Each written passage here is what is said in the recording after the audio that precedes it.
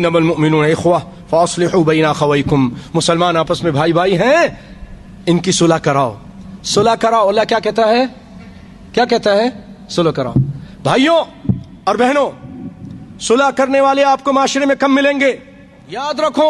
من نم لک نم علیک، عربی لوگ کہتے ہیں جو کسی کی غیبت آپ کے یا چغل خوری کرتا آپ کے آ کے فلاں کی، یاد رکھے وہ آپ کی چغل خوری کہیں اور بھی کرے گا، یہی آدمی۔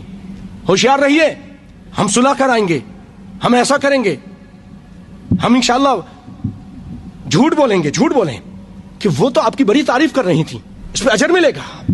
اس کے پاس جا کے نہیں، وہ تو بڑی شرمندہ تھی، وہ کہہ رہی تھی مجھ سے ظلم ہو گیا اور میں تو ملنا چاہتی ہوں، حالانکہ نہیں ملنا چاہتی۔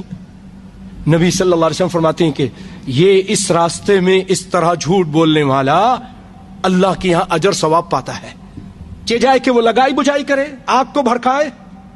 ایسے لوگوں سے عقل مند ہوشیار رہتا ہے، عقل مند کو ہوشیار رہنا چاہیے۔ یہ دوست نہیں، یہ دشمن ہے، یہ بیوقوف ہے، اپنی نادانی میں دشمنی کر رہا ہے، یہ ان کو جہنم کی طرف لے جانے کی کوشش کر رہا ہے۔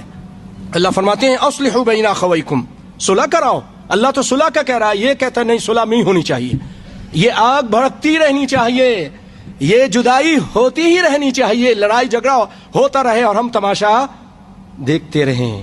ایسے ایسے ہیں لوگ، ان سے ہوشیار رہیے، اللہ تعالیٰ ان کو بھی ہدایت عطا فرمائے۔